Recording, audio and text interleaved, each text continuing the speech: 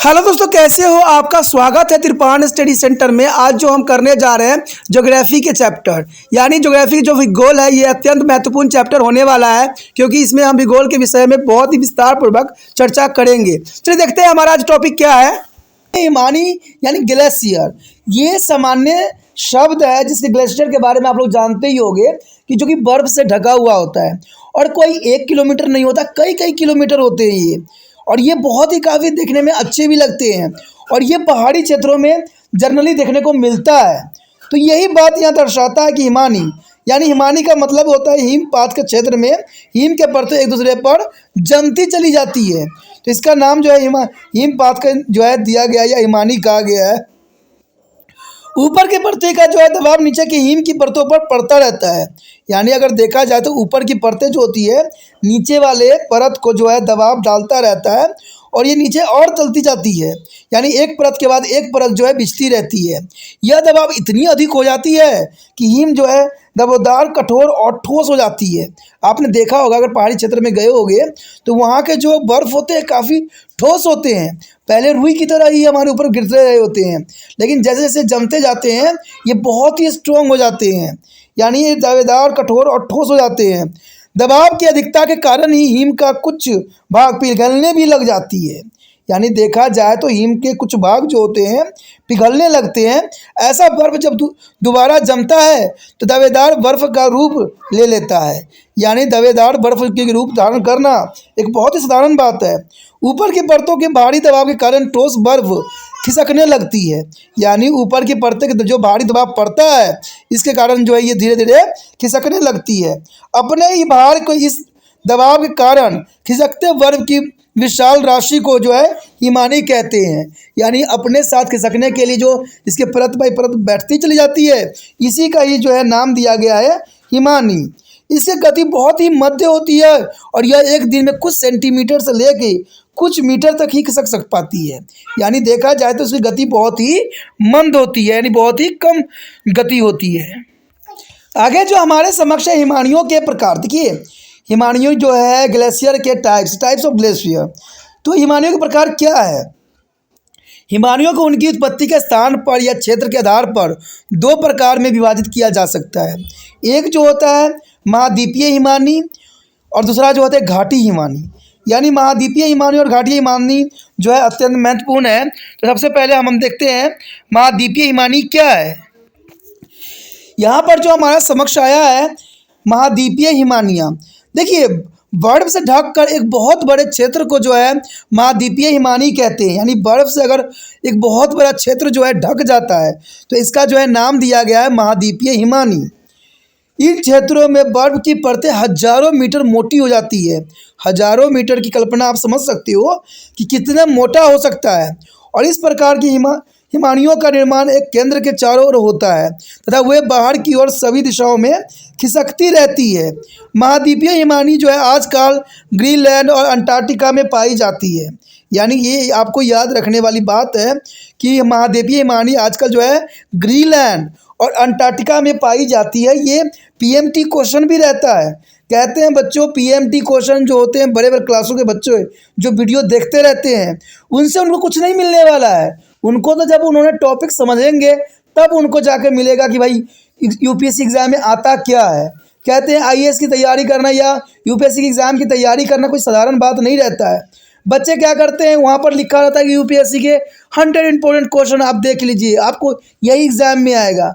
लेकिन एक्चुअली में जिन्होंने दिया है, जो एग्ज़ाम उन्होंने बैठे हैं, उनको पता है कि यूपीएससी में एग्ज़ाम में आता क्या है। कहते हैं वहाँ पर वो चीज़ें नहीं आती है जो आप कल्पना करते हो, वो आती है जो रिसेंटली रहती है और जिसके बारे में आप जो है चैप्टरों में पढ़ रखे होते हो। ठीक है, 10 क्वेश्चन या 20 क्वेश्चन करा देने से जो है कोई यूपीएससी एग्ज़ाम इतना क्रैक नहीं कर लेगा। तभी तो लाखों बच्चों हर साल एग्ज़ाम देते हैं और उसमें से कुछ ही बच्चे निकल पाते हैं, क्योंकि जिसने दिया है उसको पता है। ठीक है, और इसका एक्सपीरियंस मैं बयां कर रहा हूँ, अपनी खुद की एक्सपीरियंस बयां कर रहा हूँ यहाँ पर। तो यूपीएससी एग्ज़ाम देना इतना आसान नहीं रहता। जो इन चीज़ों को पढ़ता है इसी में से क्वेश्चन उठाई जाती है। अब देखिए यहाँ पर एक क्वेश्चन बना है कि जो है महाद्वीपीय हिमानी आजकल जो है किस नाम से जाना जाता है, तो इसको हम ग्रीनलैंड या अंटार्कटिका में पाई जाती है और ये क्षेत्र अंटार्कटिका ही बनाई गई है। तो ऐसे क्वेश्चन होते हैं, इसलिए जो बच्चों ने आगे अगर फ्यूचर में सोच रखा है कि हमने अगर ग्रेजुएशन करने के बाद यूपीएससी एग्ज़ाम क्रैक करना है, तो उनको हर एक सिलेबस को जो है बहुत बारीकी के साथ पढ़ना पड़ेगा, ठीक है। और साथ में रिसेंटली जो अफेयर होते हैं, जो करेंटली अफेयर होते हैं, उनको भी थोड़ा सा समझने की ज़रूरत होती है। ये सारे क्वेश्चन जो है मिला जुला के आते हैं, जो कि उसको आसानी से आप जो है यूपीएससी एग्ज़ाम को कर सकोगे। तो इसलिए मैं कहता हूँ ना, ये जो मैं टॉपिक कराता हूँ बहुत मानने में इम्पोर्टेंट रहता है और ये हर एक बच्चों के लिए ज़रूरी है। कहते हैं भविष्य के लिए भी ज़रूरी है। वो 10 क्वेश्चन या 20 क्वेश्चन आप करके जो है यूपीएससी एग्ज़ाम नहीं कर सकते हो, ये सिर्फ आपको जो है मूर्ख बनाने की कोशिश किया जाता है, ठीक है। चलिए, ये बात तो ज़रूरी थी जो मेरी अपनी एक्सपीरियंस बताया है, लेकिन आगे हम देखते हैं हमारा अगर टॉपिक क्या चल रहा है। कहते हैं इन प्रदेशों में जो है वाष्पन हिम के रूप में होता है। देखिए, जो वाष्पन होती है वो हिम के रूप में होता है और हिम के पिघलने की दर को कम होने के कारण यहाँ प्रतिवर्ष हिम एकत्र होता ही रहता है। यानी देखा जाए तो जो है ईयर बाय ईयर जो है हिम यहाँ इकट्ठा होना एक स्वाभाविक बात रहती है। उसके पश्चात जो है दूसरा टाइप है घाटी हिमानियाँ, यानी वैली जो है ग्लेशियर। जब ऊंचे पर्वतीय भागों से बर्फ की जो है विशाल राशि पहले से विद्यमान घाटी में जो है खिसकने लगती है, तो इस घाटी को हिमानी या पर्वतीय हिमानी कहते हैं। यानी आप समझ गए होंगे कि जब ऊंचे पर्वतीय भागों से बर्फ की विशाल राशि पहले से विद्यमान घाटी में खिसकने लगती है, तो इसी के जो है नाम हम घाटी हिमानी या पर्वतीय हिमानी कहते हैं। घाटी हिमानी की जो है अंटार्कटिका घाटी की आकृति यानी आकृति घाटी के अनुसार बदलती रहती है। यानी जैसी घाटी होती है वैसा ये बदलता रहता है। जहाँ घाटी चौड़ी होती है वहाँ हिमानी बाहर की ओर फैल जाती है और जहाँ घाटी संक्रिय होती है वहाँ हिमानी के भी जो है संकुरण पड़ता है, यानी सिकुड़ने लग जाती है। तो ये कई मायने में इम्पोर्टेंट रहता है। भारत की सबसे लंबी हिमानी जो है कराकोरम पर्वत श्रृंखला की सेचानी हिमानी है। देखिए, ये कई मायने में इम्पोर्टेंट है ना यूपीएससी एग्ज़ाम के लिए कि भारत की सबसे लंबी हिमानी जो है कौन सी है, काराकोरम पर्वत श्रृंखला है, कि जिसको हम जो है सियानी हिमानी भी कहते हैं। इसकी लंबाई जो है 72 किलोमीटर है। और उत्तर प्रदेश में गंगोत्री हिमानी जो है 25 किलोमीटर लंबी है। हिमालय के अन्य भागों में अनेक छोटे छोटे हिमानियाँ भी है जिनकी लंबाई 5 से 10 किलोमीटर के बीच हो सकती है।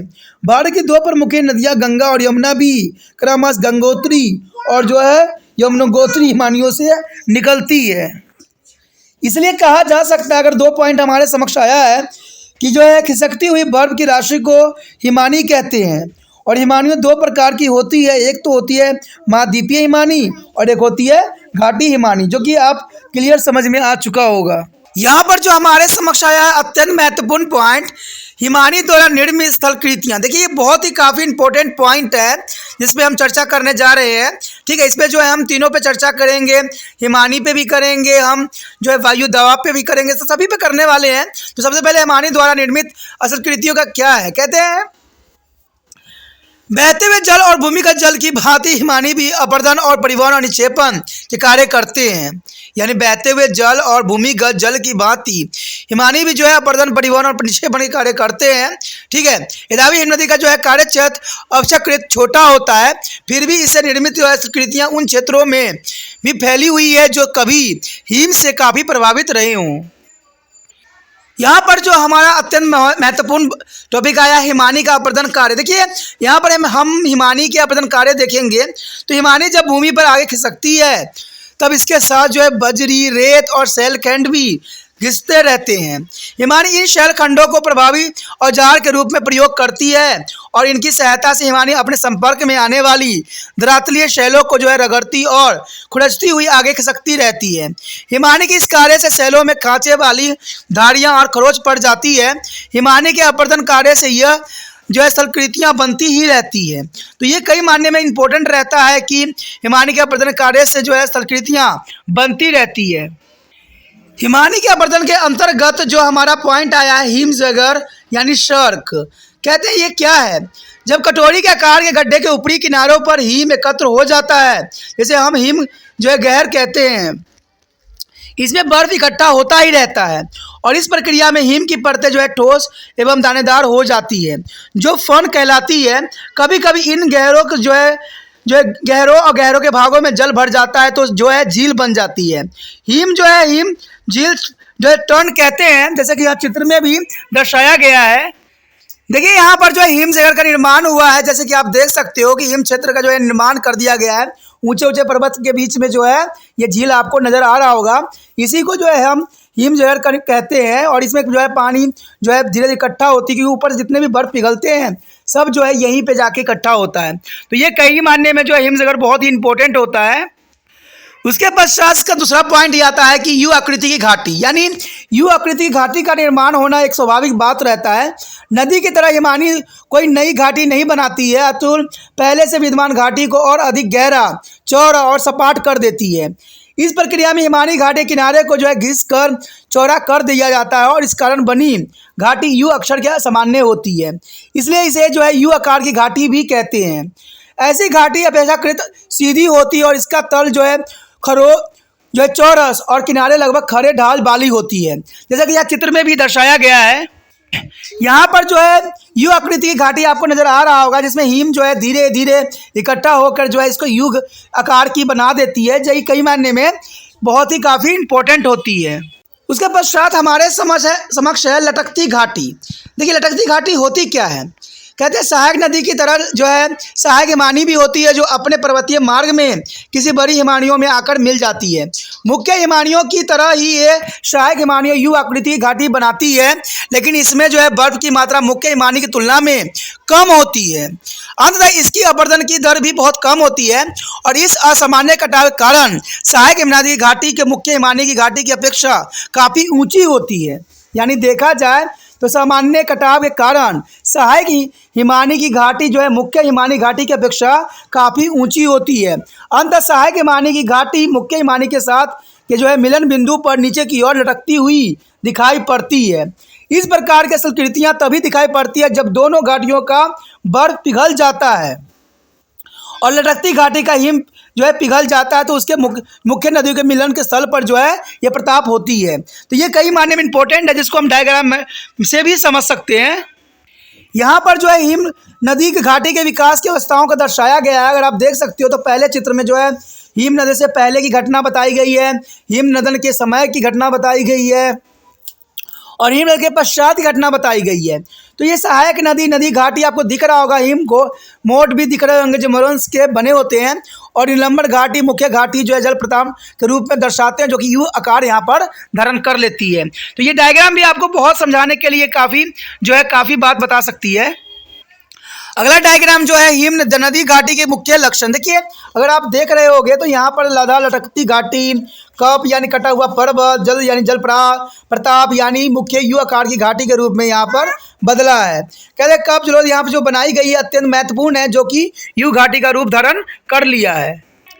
उसके पश्चात हमारे समक्ष हिमानी की परिवहन कार्य। देखिए यद्यपि हिमानी बहुत मद गति से जो है खिसकती है, फिर भी यह अपने साथ छोटे बड़े शिलाखंड जो है कंकर पत्थर रेत और मिट्टी के जो है घसीट कर ले जाती है। हिमानी को ये जो है पदार्थ जो है पर्वतीय ढाल और घाटियों के किनारे घाटी तल के अपर्दन तथा वायु से प्राप्त होते हैं और इन पदार्थों को हिमानी का भार भी कहते हैं। यानी हिमानी का परिवहन कार्य बहुत ही जो होते हैं शिलाखंड कंकर पत्थर रेत और मिट्टी के घिसटने से ही ऐसा संभव होता है। अगली बात करें हिमानी का जो है निक्षेपण कार्य। कहते हैं जब हिमानी पिघलती है या पीछे हटती है तब वह अपने भार को घाटी के विभिन्न भागों में जमा कर देती है और इस प्रकार निक्षेपित जो है मलबे और जो है हिमोड कहते हैं। घाटी में स्थित के आधार पर हिमोड 4 प्रकार के होते हैं। तो देखते हैं 4 प्रकार कौन कौन से जो है हिमोड के हैं। पहला हमारे समक्ष है अंतस्थ हिमोड। कहते हैं जब हिमानी पिघलती है तब जो है मलबा घाटी हिमानी के अंतिम भाग में जमा हो जाती है और यह कटक जैसी स्थलकृतियाँ बन जाती है, इसे अंतरस्थ हिमोड कहते हैं। हिमोड पदार्थों में महीन चिकनी मिट्टी से लेकर बड़े बड़े नुकीले शैल खंड भी हो सकते हैं। कहते हैं पार्श्वरक हिमोड जो होते हैं, दूसरा पॉइंट है, इसमें हिमानी के दोनों किनारों पर जो हिमोड जमा होते हैं उन्हें पार्श्विक हिमोड कहते हैं। उसके पश्चात हमारे समक्ष मध्य मध्यस्थ हिमोड। जब दो हिमानियाँ मिलती है तो प्रत्येक हिमानी का एक एक प्रमुख हिमाड भी आपस में मिल जाते हैं और इस प्रकार मिलन स्थल पर बने हिमोड में जो है मध्यस्थ हिमोड कहते हैं। उसके पश्चात हमारे समक्ष है तलस्थ हिमोड। ये वे निक्षेपण हैं जो उन क्षेत्रों में जमा हो गए थे जो कभी हिमानियों से ढके हुए होते थे। तलस्थ हिमोड तभी दिखाई पड़ते थे जब हिमानियों का बर्फ पिघलकर जल के रूप में बह जाया करता है। यहाँ पर जो हमारे समक्ष सहायक हिमानियों के साथ मुख्य हिमानियानी जो हिमोड भी दिखाई दे रहे हैं, अगर आप ध्यान से देखोगे तो आपको दिखेगा कि इसमें मध्यस्थ हिमोड दिखेगा, पार्श्विक हिमोड दिखेगा, हिमनद दिखेगा, तलस्थ हिमोड दिखेगा। तो इस प्रकार जो है इसका अपना अपना विशेष स्थान होता है और विशेष कार्य क्षेत्र। उसके बाद यहाँ पर जो अत्यंत महत्वपूर्ण पॉइंट आ गया हमारे समक्ष, कहते हैं पिघलती हिमानियों या हिम चादरों द्वारा किनारों पर नुकीली चट्टानों, सेल खंडों के कंकड़ जो है चीका मिट्टी आदि का निक्षेपण जो है हिमोड कहलाता है। हिमानी के अंतिम भाग में निक्षेपित हिमोड का जो है अंतरस्थ हिमोड कहते हैं और हिमानी के किनारे पर निक्षेपित हिमोड को जो है पार्श्विक हिमोड कहते हैं। दो हिमोडों के जो है मिलन स्थल पर जो निक्षेपित हिमोड को मध्यस्थ हिमोड कहते हैं। हिमानी के तल पर निक्षेपित हिमोड को तलस्थ हिमोड कहते हैं, जो कि काफ़ी मायने में इंपॉर्टेंट यहाँ पर रखता है। यहाँ पर जो हमारा अत्यंत महत्वपूर्ण चैप्टर आया है हिमानी, पवन और समुद्री तरंगों के कार्य, इसके अंतर्गत जो अगला पॉइंट हमारा है वो है पवन द्वारा निर्मित असलकृतियाँ। देखिए पवन के द्वारा जो है कैसे जो है असलकृतियों का निर्माण होता है। उससे पहले हमने जो देखा कि जो आपका जो हिमानी द्वारा यानी जो ग्लेशियर कैसे जो है अपना कार्य करता है, लेकिन यहाँ पर जो है हमें पवन द्वारा निर्मित जो है संस्कृतियों के बारे में हमें जानने को मिलेगा कि पवन जो है कैसे अपना जो है कार्य करता है, यानी हवा का क्या स्थान होता है, ठीक है, जो है इनको संस्कृतियों के निर्माण में। तो कहते हैं पवन उस स्थान से धूल और रेत को कणों को जो है उड़ा कर ले जाती है जहाँ ये सूखी अवस्था और वनस्पति जो आवरणविहीन होती हैं। यानी देखिए हवा जो है इन मिट्टियों को वहाँ से उठा कर ले जाती है जहाँ पर जो है सूखा ज़मीन होता है या जहाँ पर जो है कोई पेड़ पौधे नहीं होते हैं, ज़मीन खाली होता है, तो उस स्थान से जो है पवनों जो है उन मिट्टियों को उठा के ले जाती है जहाँ पर वनस्पति विहीन होते हैं यानी वनस्पति नहीं होती हैं। ये अवस्थाएं विश्व के मरुस्थलीय तथा अर्ध मरुस्थलीय क्षेत्रों में और रेतीले समुद्र तटों पर पाई जाती है। तो ये तो जनरली आपने देखा भी होगा कि सबसे अधिक देखा जाए तो मरुस्थलीय और अर्ध मरुस्थलीय क्षेत्रों में इस तरह के जो है घटनाएं देखने को साफ मिलती है। तो ये कई मायने में इम्पोर्टेंट बात रहता है। आगे हमारा है पवन द्वारा अपर्दन। देखिए पवन द्वारा अपर्दन कैसे होता है। पवन के अपर्दन के कार्य में 3 प्रक्रियाएं शामिल होती है। ये आपको समझ होना चाहिए कि पवन जो होती, जो हवाएं होती हैं जो मिट्टी के अपर्दन करती है, तो इसके कार्य में 3 प्रक्रिया शामिल होती है। ये प्रक्रियाएं हैं अपघर्षण, सन्निघर्षण, अववाहन। यानी ये 3 प्रक्रिया जो है कई मायने में अत्यंत महत्वपूर्ण है। पवन का अपर्दन कार्य उसके साथ उड़ाते हुए रेत और धूल कणों द्वारा होती है, ठीक है। ये कण धरातल से कुछ मीटर की ऊंचाई तक ही सीमित रहते हैं। पवन में विद्यमान बालू कण अपने मार्ग में आने वाले शैलों को जो है घिस कर, खुरच कर काटती और छांटती रहती है, क्योंकि अगर बहुत तेज़ पवन चलेगी, हवा तेज़ चलेगा, तो जर्नल सी बात है कि बड़े बड़े शैल होते हैं, बड़े बड़े रॉक होते हैं, उसको ज़रूर घिसेगा, खुरचेगा और काटती हुई आगे बढ़ेगा।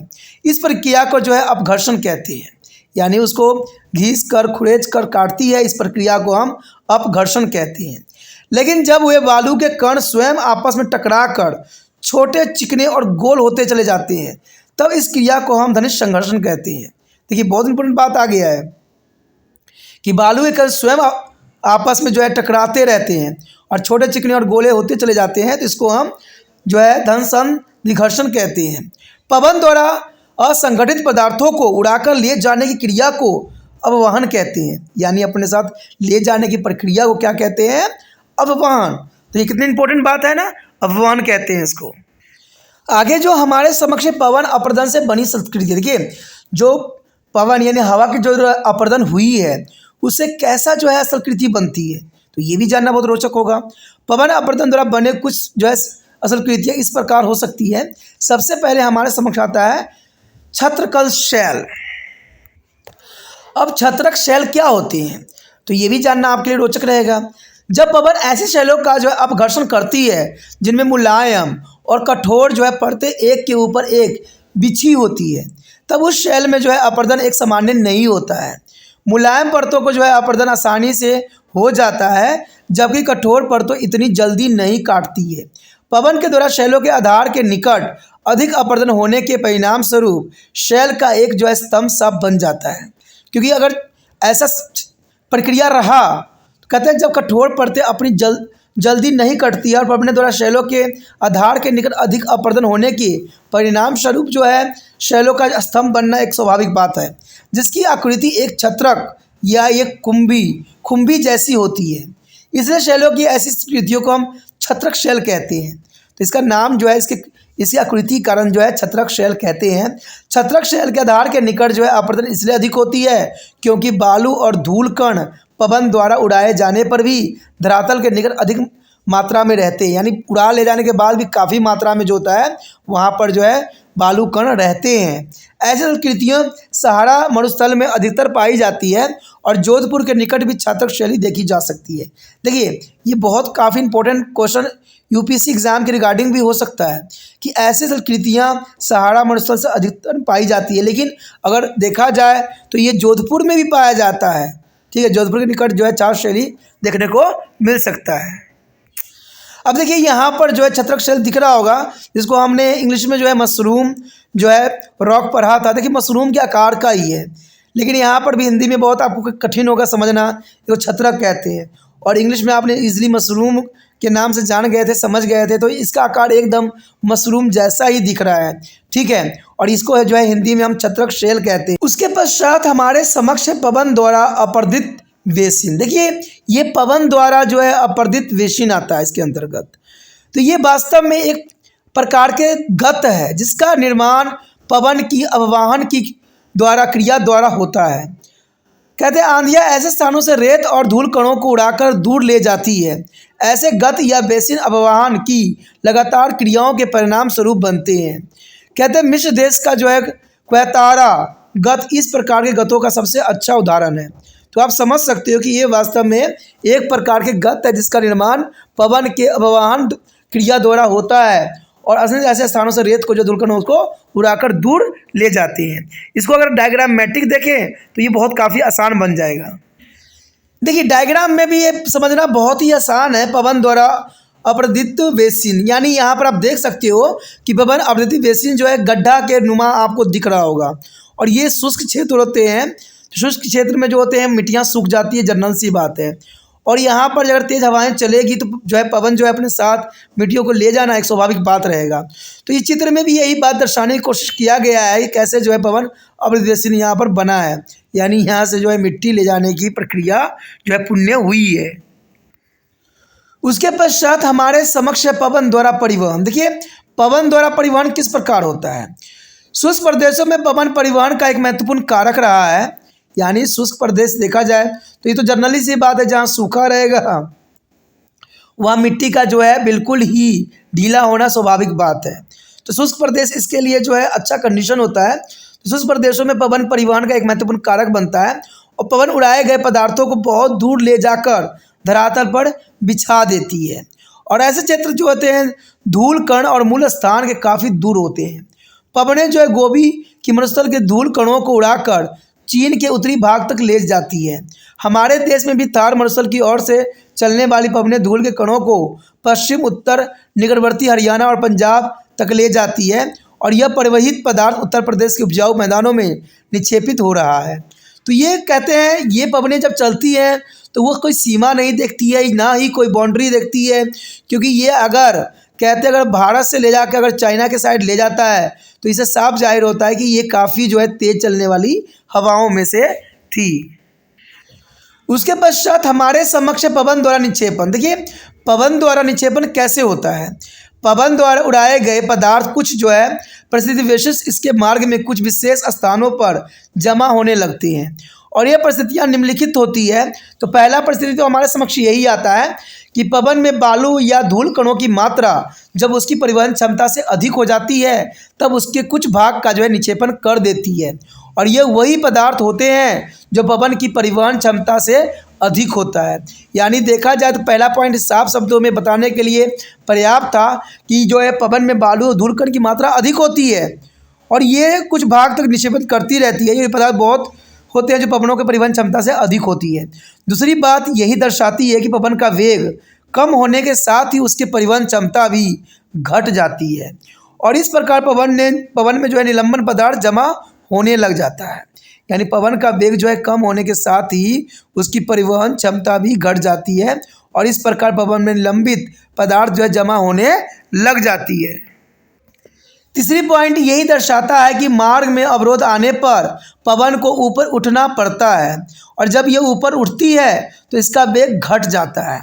तब यह अपने भार को जो है गिराना शुरू कर देती है और यह पदार्थ अवरोध के निकट एक टीले के रूप में जमा हो जाता है। तो ये कई मायने में इम्पोर्टेंट बात यहाँ पर आ जाता है। उसके पश्चात हमारे समक्ष पवन निक्षेपण से बनी असल कृतियाँ कहते पवन निक्षेपण कार्य से बनी कुछ असल कृतियाँ का विवरण यहाँ पर दिया गया है। पहला है हमारा बालू की टीले। देखिए बालू के टीले पहला है और बालू के टीले में क्या है, बालू के टीले मरुस्थलीय प्रदेशों का विशेष लक्षण होता है। यानी अगर मरुस्थलीय क्षेत्र में आप जाओगे तो यहाँ बालू के टीले आपको देखना एक स्वाभाविक बात हो जाता है और ये विभिन्न प्रकार और विविध आकृतियों के हो सकते हैं। विभिन्न प्रकार विविध आकृति का होना एक स्वाभाविक बात है और इसके निर्माण को प्रभावित करने वाले प्रमुख कारक जो होते हैं उपलब्ध बालू की मात्रा, पवन की दिशा और शक्ति, पवन के मार्ग में आने वाले अवरोध जैसे झाड़ी, पत्थर या कोई ज्यामितीय जीव। जब तक जो है पवन बालू को उड़ाने में समर्थ होती है तब तक जो है टीले स्थायी नहीं होते हैं और ये एक स्थान से दूसरे स्थान की ओर खिसकते रहते हैं। यदि टीलों पर वनस्पति या पेड़ उग जाते हैं तो ये स्थिर हो जाते हैं। जब भी कोई पहाड़ी इन टीलों का रास्ता रोक लेती है तब भी ये स्थिर हो जाते हैं और यदि इनके मार्गों में कोई अवरोध नहीं होता है तो रेत की ये टीले खिसकते खिसकते जो है कृषि भूमि या मैदानों और बस्तियों की ओर जो है धकेल के ले जाते हैं। तो ये बहुत काफ़ी इंपॉर्टेंट बात है। अगर रेत टीले की अगर हम देखें तो मुख्य ये दो प्रकार के होते हैं। चलिए देखते हैं इनके दो प्रकार कौन है रेत टीले के। पहला हमारे समक्ष है बरखंड। देखिए पहला जो है बरखंड है।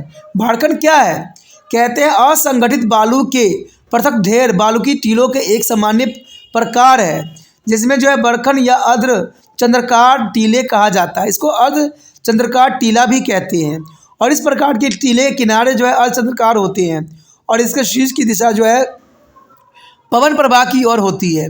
वायु चलने वाली दिशा में बालू का ढाल जो धीमा या हल्का जो है घुमावदार हो जाता है और ये सहारा मरुस्थल भारी संख्या में पाई जाती है। तो ये जर्नली सी बात है कि थार जो है सहारा मरुस्थल में ये अधिक अमाउंट में पाई जाती है। जैसे कि हम यहाँ डायग्राम में भी देख सकते हैं, यहाँ पर आपको डायग्राम दिख रहा होगा जिसमें बरखान और इसकी खिसकना, यानी आप देखोगे कि रेत हवा चलने की वजह से जो है एक चंद्राकार रूप धारण कर लिया है। अब यहाँ पर देख रहे होगे वायु की दिशा, तो वायु की दिशा ऐसी होती है, ठीक है, और यहाँ सिंह होती है, तो ये दो जो है चंद्राकार आकृति बना लेती है। अगर हम दूसरे जो है डायग्राम में देखें भविष्य में बरखान की स्थिति, भविष्य में जो होता है कुछ जो यहाँ भंबर आप लिखा हुआ दिख रहा होगा, इस तरह से जो है रेत की जो है वायु चलती है। पवन की प्रवाह जो होती है जहाँ एरो दिखाया गया है उस प्रकार से होती है। तो इस तरह से जो है ये अपना जो है आकृति को बदलता रहता है। उसके पश्चात दूसरा जो है सीफ यानी अनुदैर्घ्य टीले। सीफ टीले या अनुदैर्घ्य टीले बालू के संग्रह और लंबे कटक जो पवन के समांतर दिशा में दूर तक फैले रहते हैं सीफ या अनुदैर्घ्य टीले कहलाते हैं। सीफ या अनुदैर्घ्य टीले कहते हैं। पवन इन टीलों के बीच से सीधा और समांतर बहती रहती है तथा इनमें गिरने वाले बालू को जो उड़ाकर उन्हें साफ रखती है, लेकिन पवन के प्रवाह में कुछ भंबर बन जाते हैं जो द्रोणियों के पार्श्व की ओर बहकर वहाँ जो है बालू का निक्षेपण करते रहते हैं, जिससे इन संकरों और लंबे जो है टीलों का निर्माण होता है। भारत में थार मरुस्थल के पश्चिम भाग में ये टीले सामान्य रूप से पाए जाते हैं, यानी सीप अनुच्छेद जो है कई क्षेत्र में पाए जाते हैं और ये सबसे अधिक जो है भारत में थार मरुस्थल के पश्चिमी भाग में टीले मिलते हैं, जैसे कि यहाँ पर डायग्राम में भी दिखाया गया है। देखिए यहाँ पर जो है सीप टीले आपको दिख रहा होगा दोनों डायग्राम में। तो ये डायग्राम बहुत विशिष्ट है और अब इसमें क्लैरिटी भी आपको आ जाएगा। पहले डायग्राम में आपने देखा होगा कि इसको एरो के रूप में रिप्रेजेंट किया गया है सीप को, दूसरे में जो है इसको एक जो है उठता हुआ भी दिखाया गया है, ठीक है, जिसमें रेत की जो है दोनों तरफ जो है पवने की दिशा दर्शाई गई है और ये पवने जो है एक जो स्लैंट जो है हाइट की तरफ बन जाता है। उसके पश्चात हमारे समक्ष है लोयस। लोयस जो है तीसरा है। कहते हैं विश्व के धरातल का एक काफ़ी बड़ा भाग पवन द्वारा निक्षेपित गाद से ढका हुआ होता है।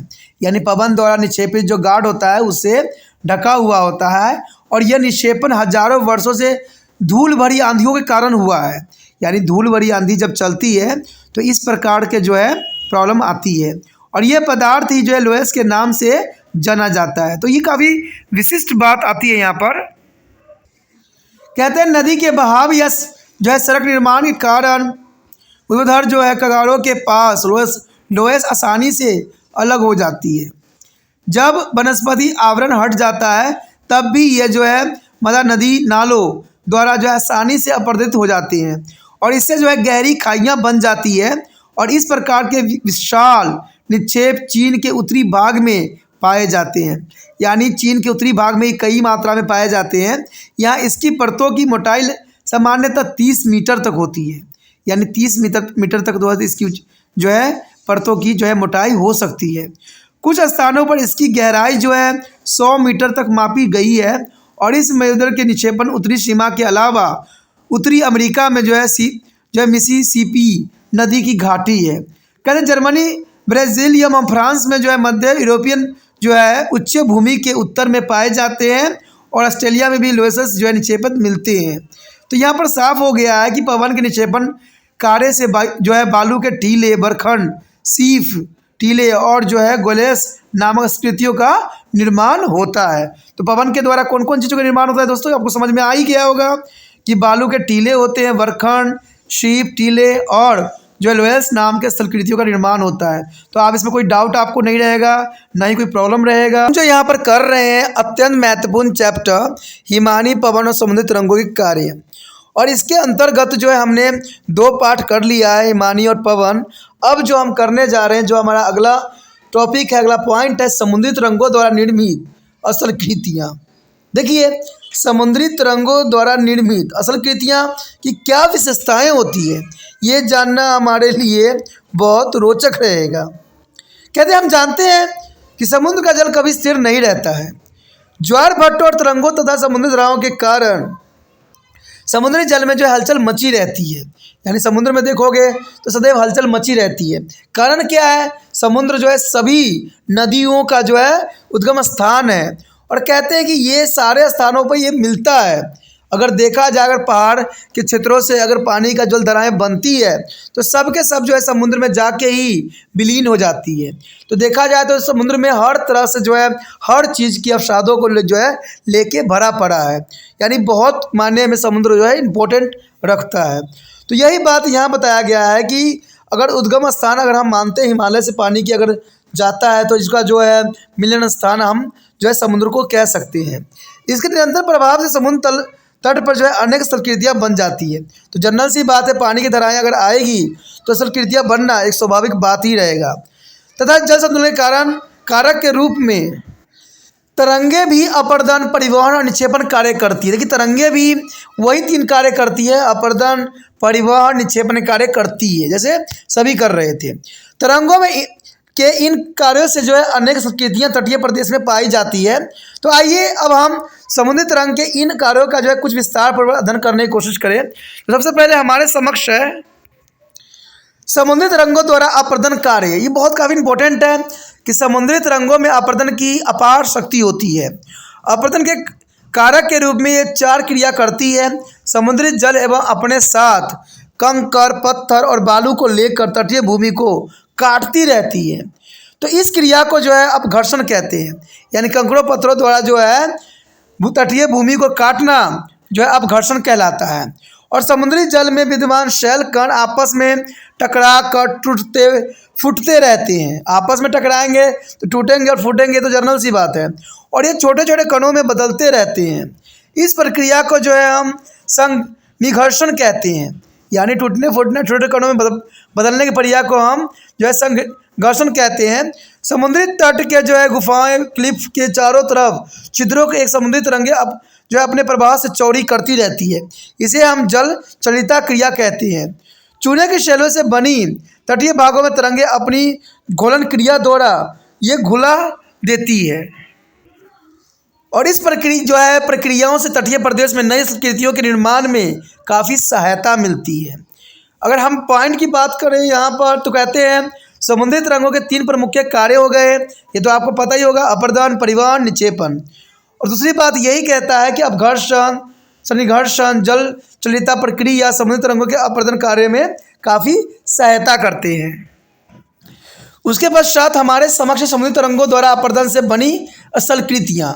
अब देखिए समुद्री तरंगों के द्वारा अपर्दन से बनी स्थलकृतियाँ कैसी होती है। कहते हैं अगर नदी के तरंग भी जल में विद्यमान शैल खंडों की सहायता से शैलों के अपर्दन करती है तो तरंगों द्वारा किए गए लगातार अपर्दन कार्य के द्वारा तटरेखा पीछे हटती चली जाती है और इस क्रिया में अनेक संस्कृतियों का निर्माण होता है और इसमें से कुछ प्रमुख संस्कृतियों का विवरण यहाँ पर दिया गया है।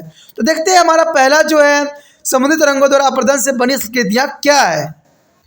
हमारे समक्ष जैसे कि आ गया है समुद्री भगु। समुद्री भगु क्या है? समुद्री तरंगों का सबसे अधिक प्रभाव तटीय प्रदेशों के निचले भागों में पड़ती है। ठीक है, निचले भागों में पड़ना है, स्वाभाविक बात है।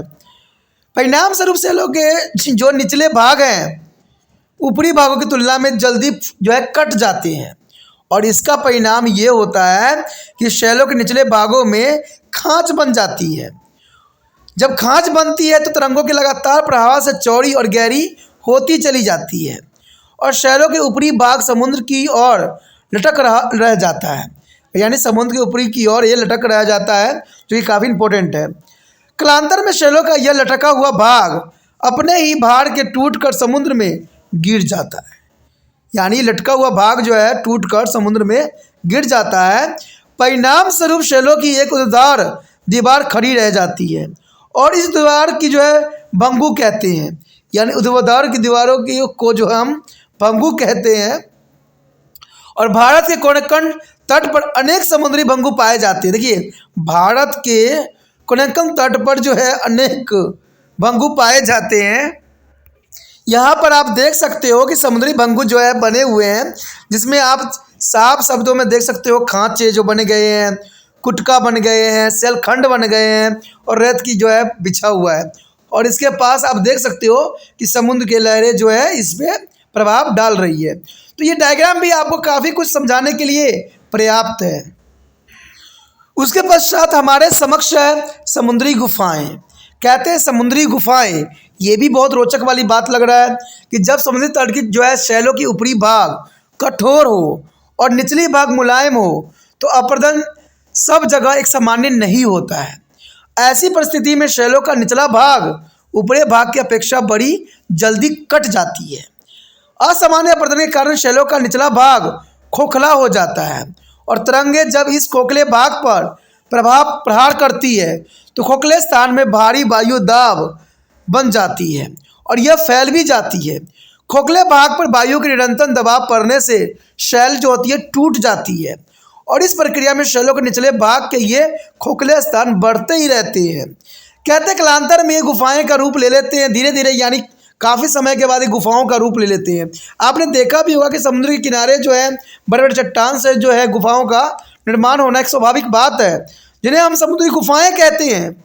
इन गुफाओं का निर्माण तट की प्राकृतिक और तरंगों की शक्ति पर निर्भर करता है, किस प्रकार के वहाँ पर तरंग उठ रही है।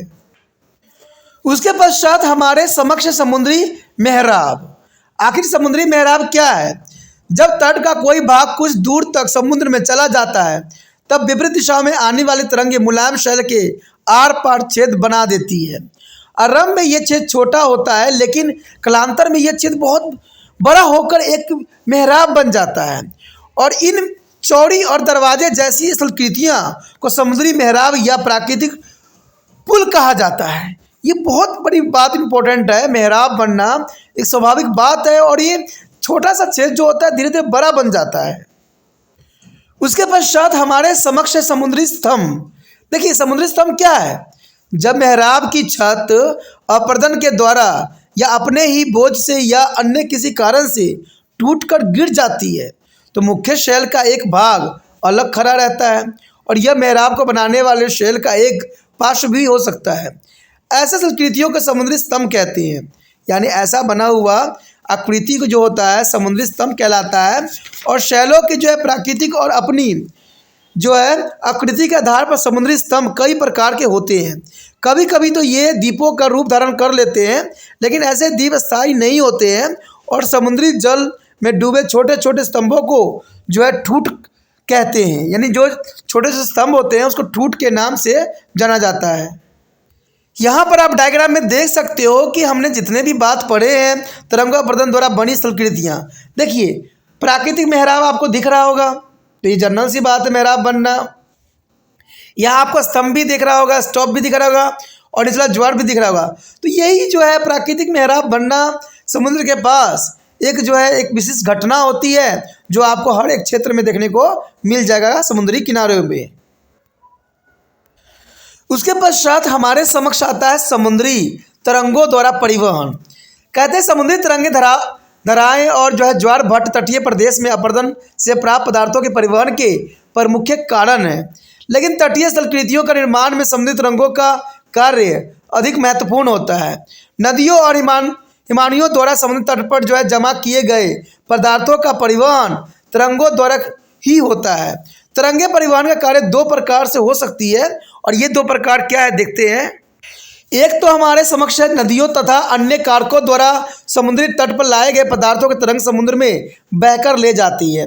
आपको पता ही है कि समुद्र जो है बहुत विस्तृत है और इसके साथ जो है कई तरह के जो है मटेरियल आना एक स्वाभाविक बात है। समुद्र से प्राप्त पदार्थों के तरंगे पर ले जाते हैं और इस प्रक्रिया के द्वारा ही समुद्र पदार्थ जैसे मोती, शंख और शिप आदि जो है समुद्र तट पर आ जाती हैं। अगर बात हम यहाँ करें समुद्री तरंगों के परिवहन कार्य से समुद्र तट पर जमा हुए पदार्थ समुद्र में चले जाते हैं और समुद्र से प्राप्त पदार्थ तट पर आ जाते हैं। उसके पश्चात हमारे समक्ष समुद्री तरंगों द्वारा निक्षेपण। देखिए समुद्री तरंगों द्वारा निक्षेपण कैसे होता है। समुद्री तरंगों तटीय जो है क्षेत्रों के अपरदन से प्राप्त पदार्थों के निक्षेपण में काफ़ी सहायता करती है और इस निक्षेपण कार्य में तरंगों के साथ साथ समुद्री धाराएं भी काफ़ी मदद करती है। तट के पास पदार्थों के निक्षेपण का एक क्रम होता है। सबसे पहले बड़े शैल खंडों का निक्षेपण होता है, अंत वह तट के निकट पाए जाते हैं क्योंकि जो जितना पास होता है उस पर उतना ही अधिक प्रभाव पड़ता है। दूसरी ओर सबसे महीन कणों का निक्षेपण सबसे बाद में होता है, अंत वह सामान्यतः तट से दूर जमा होता ही रहता है। तरंगों की तीव्रता और शक्ति में अंतर आ जाने के कारण निक्षेपण का क्रम प्रभावित होता है।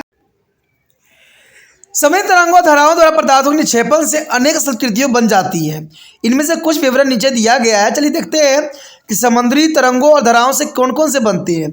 सबसे पहले तो है बीच यानी बालू तट।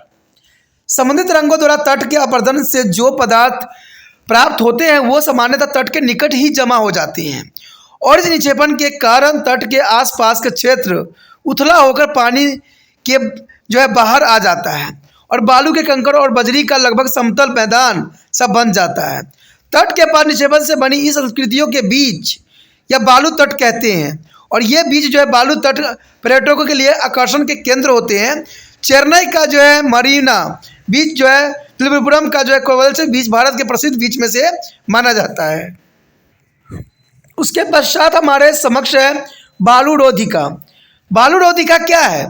कभी कभी समुद्र तट के निकट तरंगों और धाराओं के निक्षेपण कार्य द्वारा बालू और बजरी के तटबंध बन जाते हैं जिससे तट रेखा समुद्र से अलग हो जाता है। अंत वह मुख्य भूमि और समुद्र के बीच अवरोध बन जाते हैं।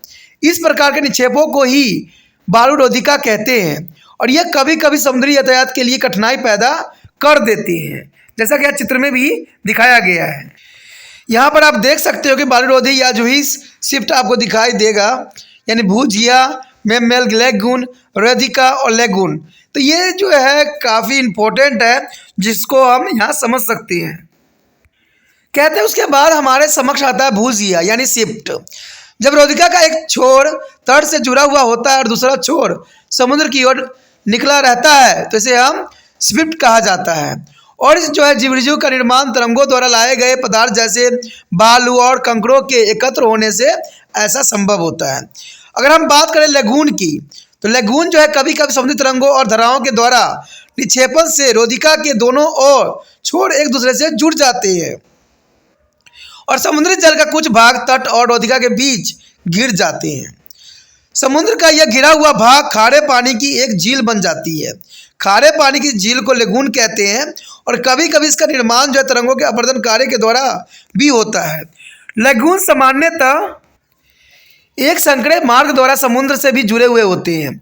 भारत के उत्तर पूर्वी तट पर जो है चिल्का और पुलिकट झील और केरल की नायडा झील लेगून के सबसे अच्छे उदाहरण में से माने जा सकते हैं।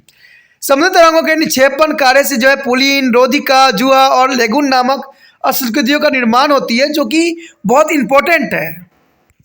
यहाँ पर आप देख सकते हो कि भारत के प्रसिद्ध लेगून, भारत कई क्षेत्रों में लेगून जो है देखने को मिलेगा, चाहे पुलिकट झील हो, बंगाल की खाड़ी हो, तमिलनाडु हो, केरल हो, बेनारस झील हो, तो ये सारे के सारे जो है भारत के प्रसिद्ध लेगून हैं और ये काफ़ी इंपॉर्टेंट भी है और काफ़ी ज़रूरी भी है।